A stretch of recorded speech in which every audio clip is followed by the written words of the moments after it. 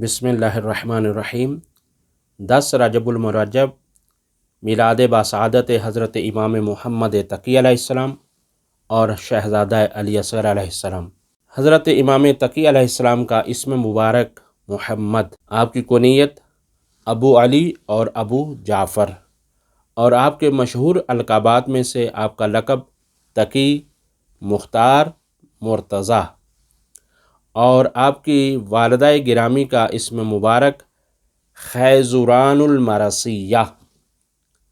حضرت حکیمہ بنت امام موسیٰ کاظم علیہ السلام بیان فرماتی ہیں کہ جس وقت حضرت امام تقی علیہ السلام کا اس ظاہری دنیا میں آمد کا وقت ہوا تو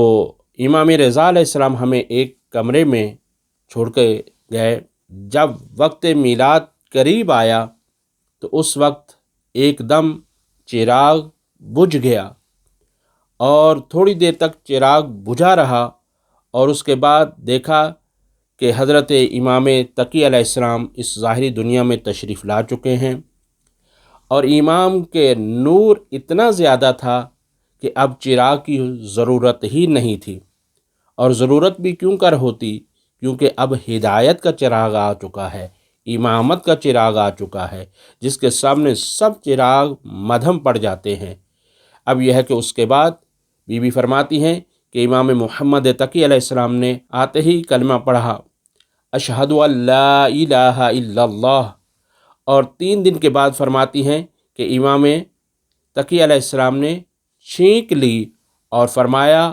الحمدللہ رب العالمین وصلی اللہ علی محمد وعلی الائمۃ الراشدین، یعنی اللہ کی وحدانیت کی بھی گواہی دی، پیغمبر کی نبوت کی بھی گواہی دی، اور ائمۃ الہدیٰ من اللہ ان کی بھی گواہی دی۔ آئیے ایک امام کا خود اپنا عظیم الشان خطبہ ہے۔ امام رضا علیہ السلام کی جب شہادت ہوئی اور اس کے بعد جو امام تقی علیہ السلام نے سب سے پہلا جو خطبہ ارشاد فرمایا، الحمدللہ الذی خلقنا من نورہ، تعریف ہے اس اللہ کی کہ جس نے ہمیں اپنے نور سے خلق فرمایا، واصطفانا من بریتہ، اور فرمایا معاشر الناس، اے لوگو، انا محمد ابن علی، میں محمد ابن علی ہوں، یعنی امام رضا علیہ السلام کا بیٹا ہوں۔ اور پھر اس کے بعد مسلسل تا پیغمبر اپنے شجرہ طیبہ کو بیان فرمایا، اور اس کے بعد امام تقی علیہ السلام نے ارشاد فرمایا واللہ لعالم بانساب الناس من آبائہم، اللہ کی قسم کہ میں لوگوں کے نسب کو ان کے آباء و اجداد سے بھی بہتر جانتا ہوں، واللہ انی لعالم خوافی سرائہم وظاہرہم انی لعالم بہم اجمعین، اور فرمایا اللہ کی قسم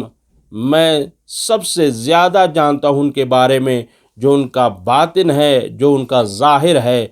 خطبہ بہرحال طولانی ہے، اور آخر میں میرے مولا نے عجیب و غریب جملہ ارشاد فرمایا، کہا کہ میں اگر اس کو بیان کرتا ہوں تو مشکلات یہ آئیں گی کہ ہمارے چاہنے والوں پر بھی آ جائیں گی اور ہمارے دشمنوں کو بھی موقع مل جائے گا۔ اور اس کے بعد راوی یہ کہتا ہے ثم وضع یدہ علی فمہ، اس کے بعد امام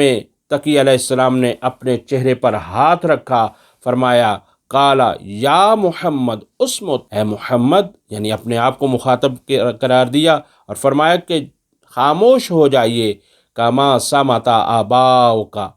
جس طرح سے آپ کے آباء و اجداد خاموش ہوئے اور انہوں نے ان چیزوں کو بیان نہیں کیا جس کے لوگ اہل نہیں تھے، اسی طرح سے اپنے آپ کو بھی امام رضا علیہ السلام کے اس عظیم فرزند نے خاموش کر دیا۔ امام تقی علیہ السلام وہ شخصیت ہیں کہ جو کم عمری میں ظاہراً 7 سال کی عمر میں منصب امامت پر ظاہری طور پر فائز ہوئے، اور یہ کوئی تعجب کی بات نہیں ہے۔ حضرت عیسیٰ علیہ السلام اس سے بھی کم تر تھے، روایات میں آیا ہے کہ انہوں نے اپنا اعلان نبوت کیا تھا۔ اور پھر یہ ہے کہ تمام ائمہ میں سے سب سے کم سنی کی عمر میں امام تقی علیہ السلام کی ظاہراً شہادت ہوتی ہے، یعنی 25 سال کی عمر میں آپ کی شہادت ہوتی ہے، اور اس مختصر وقت کے اندر امام تقی علیہ السلام کے وہ مارکۃ الآراء خدمات دین کی موجود ہیں، علم کی صورت میں، مناظرات کی صورت میں۔ اور آئیے اب شہزادہ علی اصغر کا ذکر کرتے ہیں۔ شہزادہ علی اصغر آپ جانتے ہیں کہ کربلا جن کے اسم کے بغیر نامکمل ہے، 10 رجب المرجب کو شہزادہ علی اصغر علیہ السلام اس ظاہری دنیا میں تشریف لائے، اور یہ وہی تاریخ ہے جس تاریخ کی بنا پر 10 محرم کو کربلا میں آپ کی عمر مبارک 6 مہینے مکمل ہو جاتی ہے۔ اس کے علاوہ بھی تواریخ ہیں، جیسے کہ 8 رجب ہے، 9 رجب ہے، لیکن 10 کی بنا پر کربلا میں آپ پورے 6 مہینے کے مکمل ہیں۔ اور اس کے علاوہ شہزادہ علی اصغر کا نام حضرت عبداللہ ہے، مشہور شہزادہ علی اصغر ہیں، اور آپ کے مشہور القابات میں سے ایک لقب ہے باب الحوائج، جیسے مولا ابو الفضل العباس کا ایک لقب ہے باب الحوائج، اسی طرح سے شہزادہ علی اصغر کا بھی لقب ہے باب الحوائج۔ اور ایک لقب ہے الرضی، رضی یعنی دودھ پینے والا بچہ، تو کیونکہ آپ 6 مہینے کے تھے